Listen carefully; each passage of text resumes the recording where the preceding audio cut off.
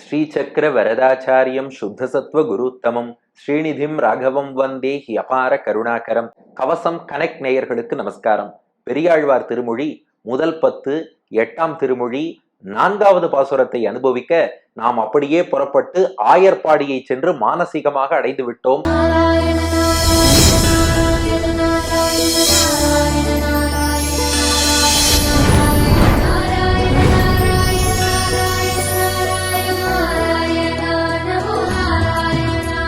பெரியாழ்வார் யசோதை எதிரிலே குட்டி கண்ணன் ஓடி வந்து என்னை ஆறத் தழுவிக்கொள், பரிபூரணமாக இறுக அணைத்துக் கொள்ள வேண்டும் என்று பெரியாழ்வார் யசோதை அச்சோ அச்சோ அணைச்சுக்கோ அணைச்சுக்கோன்னு கூப்பிடுறா. கிருஷ்ணன் சொன்னா, லேசா அணைச்சுண்டா போறாதா, அழுத்தி அணைச்சுண்டாதான் ஒத்துப்பியான்னு வீம்புக்குன்னு கண்ணன் கேள்வி கேட்டான். அதுக்கு பெரியாழ்வார் யசோதை சொல்கிறாள், நீ அடியார்களை அப்படி அணைத்துக் கொள்வதுதானே வழக்கம். உனக்கு 11 வயசு இருக்கும்போது, இப்ப கண்ணனுக்கு 1.5 வயசு தானேன்னு யோசிக்க வேண்டாம். பெரியாழ்வார் யசோதைக்கு முக்காலமும் தெரியும்.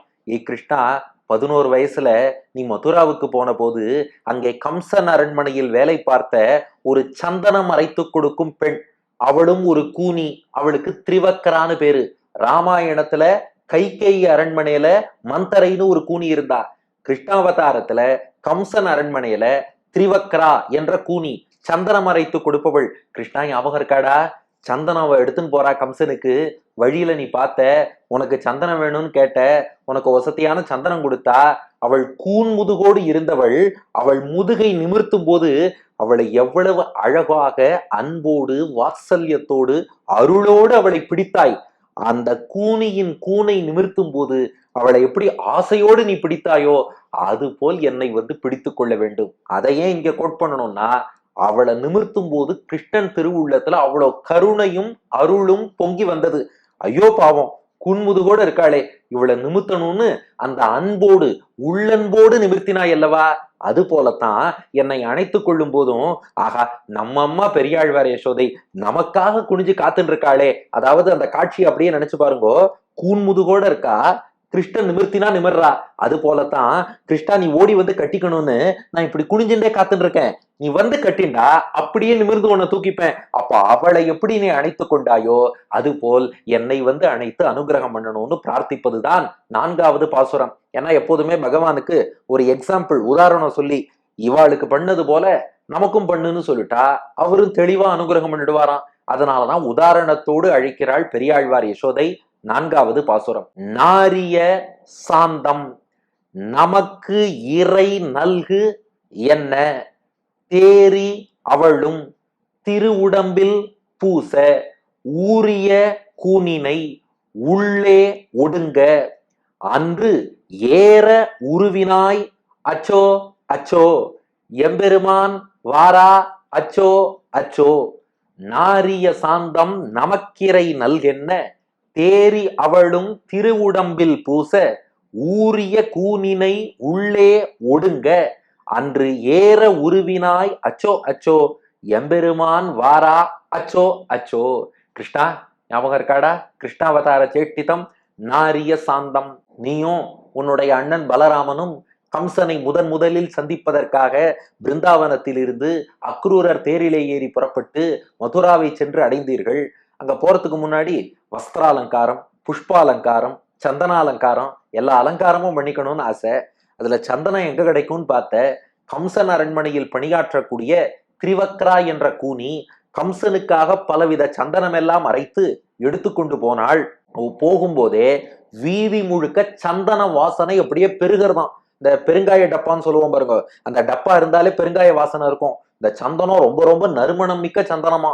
அதனால அந்த வீதியில சந்தனத்தோடு நடந்து போகும்போதே அப்படியே சந்தன வாசனை வீசியதான். அதான் நாரிய சாந்தம். நாரிய என்றால் நறுமணம் கமழ்கிறன்னு அர்த்தம். நம்ம பொதுவா என்ன பண்ணிடுறோம், தமிழ்ல நாற்றம் அப்படின்னாலே பேட் ஸ்மெல், துர்நாற்றம்னு அர்த்தம் பண்ணிக்கிறோம். அப்படி கிடையாது, நாற்றம்னா வாசனைன்னு தான் அர்த்தம். துர்நாற்றம் என்று சொன்னால்தான் கெட்ட வாசனைன்னு அர்த்தம். நல்ல வாசனையும் இருக்கலாம் இல்லையா? அது போல இந்த இடத்துல நாற்றம்ங்கிறது நல்ல நறுமணத்தை குறிக்கிறது. சாந்தம்னா சந்தனம்னு அர்த்தம். நாரிய சாந்தம், அந்த வீதி எங்கும் சந்தனத்தின் நறுமணம் பரவி கொண்டிருக்கிறது கிருஷ்ணா. அப்போ அந்த வாசனையை நீயும் நுகர்ந்து பார்த்துட்டு நீயும் பலராமனும் நேரா அந்த கூனியான திரிவக்ராட்ட போய் நீங்கள் கேட்டீர்கள், என்ன நமக்கு இறை நல்கு என்ன, இந்த நாரிய சாந்தம் இருக்கே, நறுமணமிக்க சந்தனம், நமக்குன்னா 2 பேர், கிருஷ்ணன் பலராமன், எங்கள் இருவருக்கும் இறை. இறைனா கொஞ்சோண்டுன்னு அர்த்தம். நாங்களே சின்ன பசங்க தானே, அவ்வளவு சந்தனமும் கேட்கல. கம்சன் அவன் பெரிய உடம்போட பருத்து இருக்கான், அவனுக்கு நிறைய சந்தனம் வேணும். நாங்கள்லாம் சின்ன சின்ன பசங்க தானே, இறை கொஞ்சோண்டு நல்கு என்ன. நல்குனா கொடுன்னு அர்த்தம், என்னன்னா என்று கேட்டவாறேன்னு அர்த்தம். ஆக நாரிய சாந்தம், நறுமணம் வீசக்கூடிய சந்தனத்தை நமக்கு, எங்களுக்கு, கிருஷ்ணனுக்கும் பலராமனுக்கும் இறை கொஞ்சோண்டு நல்கு கொடு என்ன என்று நீங்கள் கேட்டவாறே. கேட்டதும் என்னாச்சான், அவளுக்கு கூன் முதுகொல்லையோ, கூன முதுகோட இருக்கிறவா யாராவது பேசினா அவளால சட்டுன்னு நிமிந்து பார்க்க முடியாதான், தலையும் கொஞ்சம் குனிஞ்சுதான் இருக்கும். அதனால குடுன்னு கேட்டப்போ அவ என்ன பண்ணிட்டா, என்னது சந்தனமா, யாருப்பா நீங்கன்னா, நாங்கள்லாம் ஆயர்பாடியிலேருந்து வந்திருக்கோம், மாடு மேய்க்கக்கூடியவா, இவர் பேரு பலராமன், என் பேரு கிருஷ்ணன், மாடு மேய்க்கக்கூடிய எங்களுக்கு ஏற்ற சந்தனம் கொடுங்கோ அப்படின்னு கிருஷ்ணன் கேட்டான். அவ பார்த்தாலாம், மாடு மேய்க்கிறவாளா, இவாளுக்கு வெண்ண வாசனை தானே தெரியும், சந்தன வாசனை பத்தி இவாளுக்கு என்ன தெரியும் அப்படின்னு கொஞ்சம் இலக்காரமா நினைச்சிட்டு, சந்தனமா, இருக்கிறதுக்குள்ள சுமார் ரகம் சந்தனம் தங்கிட்ட எது இருக்கோ அந்த சுமார் சந்தனத்தை கொடுத்தாலாம், இந்த அப்பா பூசிக்கோங்கன்னா. அப்போ கிருஷ்ணன் சொன்னானா, அதை பாரு, என்னை பார்க்காமலே நீ பாட்டுக்கு ஏதோ சந்தனம் எல்லாம் கொடுக்க கூடாது, என்னுடைய வடிவத்தை நன்னா பார், இந்த அழகுக்கும் தோற்றத்துக்கும் திருமேனிக்கும் ஏற்ற சந்தனமா குடுன்னு கேட்டதுக்காக எத்தையோ ஒண்ணு கொடுத்துருவியா, நல்ல சந்தனமா கொடுன்னா. அவ பார்த்தா, சரி இவ்வளவு தூரம் பேசுறானே, இவன் யாருன்னு தெரிஞ்சுக்கலாம்னு சொல்லிட்டு கொஞ்சம் கஷ்டப்பட்டு, முதுகு கூனிதான் இருக்கு, தலைய மட்டும் அப்படி நிமிர்த்தி கிருஷ்ணனுடைய திருமேனிய ஒரு முறை சேவிச்சாலாம். அந்த திருமேனிய சேவிச்சவாறே, ஐயோ இந்த குழந்தை எவ்வளவு அழகா இருக்கான், 11 வயசு குழந்தை, இவ்வளவு அழகு, இவனுக்கு சந்தனமா, அப்பா உனக்கு சந்தனம் சமர்ப்பிக்கணும்னா இந்த திருமேனிக்கு நிகரான சந்தனம் என்கிட்ட கிடையவே கிடையாது, உனக்கு சந்தனம் பூசணும்னா என் ஆத்மாவையே கருத்து சந்தனமா பூசினாதாண்டா உண்டு, இந்த ஆத்ம வஸ்து இதையே உனக்கு சந்தனமா பூசணும், எவ்வளவு பெருமை மிக்கவனாக இருக்கிறாய் அப்படின்னு வியந்தாள். கிருஷ்ணன் சொன்னா, ஆத்மாவை அரைச்சு சந்தனம் பூசலாம் இப்ப நேரம் இல்ல, உங்ககிட்ட இருக்கிறதுக்குள்ள எது சிறந்த ரக சந்தனமோ அதை எனக்கு கொடுன்னு கேட்டான். உடனே அவ யோசிக்கலையா, அதுக்கப்புறம் ஆஹா இது கம்சனுக்காக கொண்டு போற சந்தனமாச்சே, இதை இங்க கொடுத்தா கம்சன் நம்மள என்ன சொல்லுவானோ யோசிக்கல, நாம் கொடுப்பது பகவானுக்கு, புரிஞ்சுனுட்டா. அதுதான் தேரி, தேரின்னா தெளிவுற்றுன்னு அர்த்தம். கிருஷ்ணா நீ யாருன்னு தெரிஞ்சுனுட்டா, உனக்கு எத்தகைய சந்தனம் கொடுக்கணுங்கிறதையும் தெரிஞ்சுனுட்டா. உனக்கு கொடுப்பதற்காக கம்சன் தண்டிச்சாலும் பரவாயில்ல, அவனை பத்தி நாம் பயப்பட தேவையில்லை, ஒருவேளை கம்சன் தண்டிப்பதாக முடிவெடுத்தாலும் கிருஷ்ணன் காப்பாத்துவான்னு புரிஞ்சுனுட்டா. தேரி எல்லாத்துலயும் ஒரு தேற்றம் தெளிவு அவளுக்கு வந்துருத்து. நாரிய சாந்தம் நமக்கிவை நல்கென்ன, இப்படி நீ கேட்டவாறே, ஆரம்பத்துல ஏதோ ஒரு சந்தனம் கொடுக்கிறேன்னு சொல்லி, அப்புறம் உன் அழகை பார்த்துட்டு ஆத்மாவையே கொடுக்கிறேன்னு சொல்லி, அப்புறம் நீ கேட்டதாலே மிக உயர்ந்த சந்தனத்தை தேரி நன்றாக தெளிந்த மனத்தோடு அவளும், முன்பு ஏதோ சுமார் சந்தனம் சொல்றேன்னு தரேன்னு சொல்லக்கூடிய அவளும் கூட, அவளும் அந்த திரிவக்ரா என்ற குனியும் திரு உடம்பில் பூச. இந்த இடத்துல திருனா அழகுன்னு அர்த்தம்.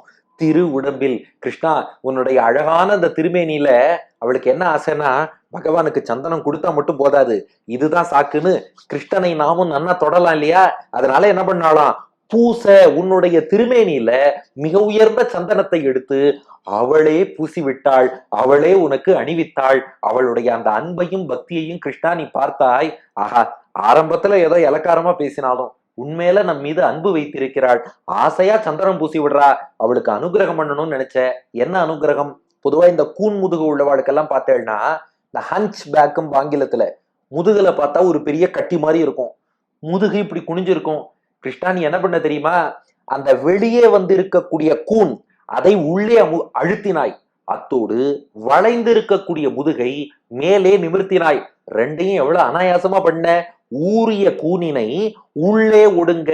கூன் அப்படின்னா முதுகிலே இருக்கக்கூடிய அந்த ஹஞ்சுன்னு ஆங்கிலத்தில் சொல்கிறோம் அல்லவா, அந்த கூன் பெரிய ஒரு லோடு இருக்கிற மாதிரி, பெரிய கல் போல அப்படி முதுகிலே ஒரு கூன் இருக்கும். அது எப்படிப்பட்ட கூனா, ஊறிய கூனினை, உடம்புல ஊறி போயிருக்கு, பல நாள்களாக உடம்பிலேயே இருக்கக்கூடிய அந்த கூன் என்ற அந்த வளையம், பெரிய கட்டி, பெரிய வீக்கம் அது முதுகுல இருக்கு.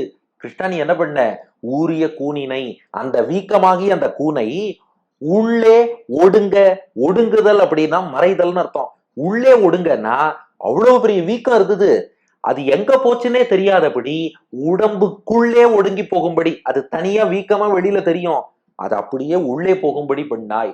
அத்தோடு அன்று, அன்றுனா என்று, நீ மதுராவுக்குள்ளே நுழைந்த அன்று, அவள் உனக்கு சந்தனம் சமர்ப்பித்த அன்று, அன்று அந்த நாள் ஏற உருவினாய். அச்சோ அச்சோ, ஏற, இந்த கூன் உள்ளவாளால நிமிர்ந்து நிக்க முடியாது, முதுகு வளைஞ்சேதான் இருக்கும். ஏறனா நிமிர்த்தி விட்டன்னு அர்த்தம். ஏற அவர்கள் நன்றாக நிமிர்ந்து நிற்கும்படியாக உருவினாய். உருவினாய்னா கைப்பிடித்து உயர்த்தினாய்னு அர்த்தம். அப்ப கிருஷ்ணன் என்ன பண்றான், அவளுடைய 2 கைகளையும் பிடிச்சிருந்தானா. இது ரொம்ப அழகா பாகவத புராணத்துல சுகபிரம்மம் வர்ணிக்கிறார். தன் 2 கைகளாலும் கூனியின் 2 கைகளை கிருஷ்ணன் பிடிச்சிருந்தானா. தன்னுடைய திருவடியால அவள் பாதங்களை அழுத்தின்றானா. என்னன்னா கற்பனை பண்ணி பாருங்க, தன்னுடைய வலது திருவடியால கூனியின் 2 பாதங்களையும் அழுத்திக்கிறான் கிருஷ்ணன். 2 கைகளாலே அவளோட 2 கைகளையும் பிடிச்சுக்கிறான். இப்படி திருவடியால அவன் பாதத்தை அழுத்திண்டே அப்படியே 2 கைகளையும் தூக்கினானா. தூக்க தூக்க தூக்க தூக்க அப்படியே மனக்கண்ணில் நினைத்து பாருங்கள், அவளுடைய வளைந்த முதுகு நேராயிண்டே வருது. இது நேராகி கொண்டே வர வர வர வர வர அந்த வீக்கம் இருக்கே அது உள்ள போயிட்டே இருக்கு. எப்பா எவ்வளவு பெரிய அனுகிரகண்டா பண்ண. அது போல அச்சோ அச்சோ அச்சோன்னா அணைச்சுக்கோன்னு அர்த்தமா. என்னை எப்படி நீ அணைச்சுக்கணும்னா, இந்த பாட்டை அப்படியே இன்னொரு ஆங்கிள் பாருங்க. ஊரிய கூனினை உள்ளே ஒடுங்க, அந்த முதுகில் இருக்கக்கூடிய வீக்கம் உள்ளே போகும்படி அன்று ஏற உருவினாய். அவ அப்படியே மெல்ல மெல்ல மெல்ல மெல்ல நிமிர்ந்துட்டே போறா.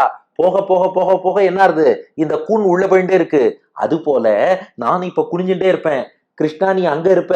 ஆனா நீ கிட்டக்க வந்து என்னை அணைக்க அணைக்க அணைக்க அணைக்க என்ன ஆகும்னா, நான் அப்படியே மேல நிமிர்ந்து கொண்டே வருவேன். அங்க என்னாச்சு, நிமிர நிமிர கூன் உள்ள போச்சு. ஆனா நான் நிமிர நிமிர கண்ணன் என் கையிலே நன்றாக நிலை பெற்று இருக்க வேண்டும். அப்போ நீ அவள் முதுகை நிமிர்த்தும் போது எவ்வளவு இறுக பிடித்திருப்பாய். இந்த கை 2யும் டைட்டா பிடிச்சாதானே அப்படி தூக்க முடியும்.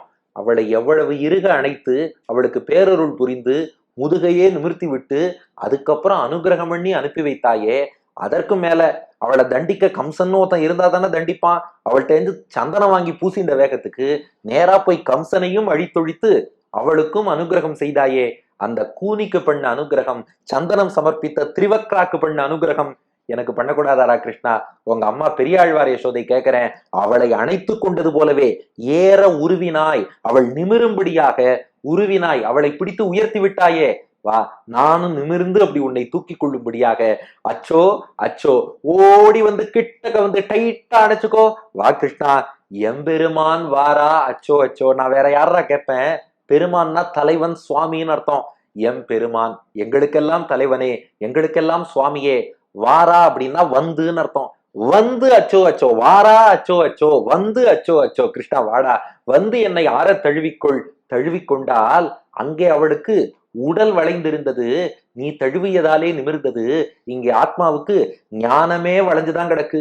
நீ வந்து அனுகிரகம் பண்ணித்தான் ஆத்மாவுக்கான ஞானத்தையே நிமிர்த்தி விட வேண்டும், அனுகிரகிக்க வேண்டும். வந்து அணைத்துக்கொள் என்று அழைப்பதுதான் இந்த பாசுரம்.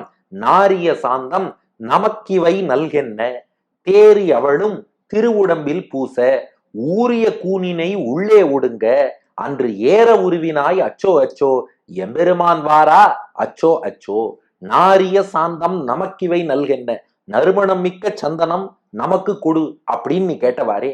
தேறி அவளும் திருவுடம்பில் பூச, அவளும் நன்றாக தெளிவு பெற்று உன்னுடைய அழகான திருமேனியில அவளே சந்தனம் பூசி விடுறேன்னு சொல்லி வெறும் சந்தனம் கொடுக்கல, பூசியே விட்டுட்டா. ஊரிய கூனை உள்ளே ஒடுங்க, முதுகுல வீக்கமாக இருக்கும் கூன் உள்ளே ஒடுங்கி மறைந்து போகும்படியாக அன்று ஏற உருவினாய். அச்சோ அச்சோ, அவள் நிமிரும்படியாக அவளை உயர்த்தி விட்டாயே. என்ன வந்து அணைச்சுக்கோடா, எம்பெருமான் வாரா. அச்சோ அச்சோ, எங்கள் தலைவனே வந்து அணைச்சுக்கோ அணைச்சுக்கோ. நறுமணம் மிக்க சந்தனத்தை தா என்று நீ கேட்டபோது அவளும் தெளிந்து சந்தனத்தையே பூசிய போது அவள் கூன் உள்ளே ஒடுங்கும்படி, அவள் வளைந்த முதுகு நிமிரும்படி அவளை நிமிர்த்தியவனே, என்னை வந்து அணைத்துக்கொள், எம்பெருமானே வந்து அணைத்துக்கொள் என்பது பாசுரத்தின் பொருள். இதற்கு அடியன் வழங்கும் ஆங்கில வடிவம். As you too sought the fragrant sandal paste from the hunchback woman, she also got clear wisdom about you and anointed your divine body with her fragrant sandal paste. At that time, O Krishna, you lifted her up so that her hunch will vanish and her back will become straight. O Krishna, please Haq me அச்சோ அச்சோ, இந்த same way oh my Lord Haq me அச்சோ அச்சோ என்பது இதற்கான ஆங்கில வடிவம். ஆனா இப்படி சொன்னா கிருஷ்ணன் பார்த்தான், சரி நிறைய கேட்டுட்டேன், உன்னை ஆற தழுவணும் அவ்வளவுதானே, இப்ப வந்து ஆற தழுவுகிறேன்னு கொஞ்சம் மூந்திய தூக்கி வச்சுட்டு கோபத்தோடு வந்து ஆற தழுவிட்டேன், இறுக்கி தழுவிட்டேன், ஓடி வந்து தழுவிட்டேன், இத்தோடு விட்டுடுறியான்னு கேட்டான். பெரியாழ்வார் யசோதை சொன்னா, டேய் நான் துரியோதனை இல்லடா, நான் பெரியாழ்வார் யசோதைன்னா. ஏன்னா கிருஷ்ணன் முகத்துல காட்டினானே அந்த எக்ஸ்பிரஷன், சைன், கெஸ்டர் இதெல்லாம் துரியோதனனை எப்படி பார்ப்பானோ அப்படியே பார்த்துட்டானோ. அதனால கேக்குறான், நான் துரியோதனனா பெரியாழ்வார் யசோதையா? ஏண்டா இடம் தெரியாம இப்படியா வந்து கட்டிப்ப? ஆற தழுவ சொன்னேன்னா உடம்பால மட்டும் ஆற தழுவணும்னு அர்த்தம் இல்ல, மனசார தழுவணும்னு அர்த்தம். அதை அடுத்த பாட்டில் தெரிவிக்க போகிறாள். அடுத்த பகுதியில் காண்போம். பெரியாழ்வார் திருவடிகளே சரணம்.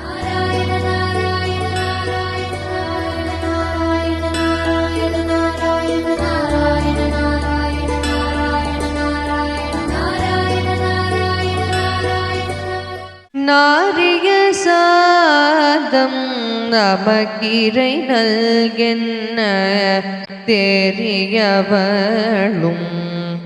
திருவுடம்பில் பூச, நாரிய சாதம் நமக்கிரை நல்கென்ன தெரியவளும் திருவுடம்பில் பூச, ஊரிய கூனினை உள்ளே ஒடுங்க அன்று ஏற உருவினாய் அச்சோ அச்சோ, எம்பெருமான் வாரா அச்சோ அச்சோ, ஊரிய கூனினை உள்ளே ஒடுங்க அன்று ஏற உருவினாய் அச்சோ அச்சோ, எம்பெருமான் வாரா அச்சோ அச்சோ.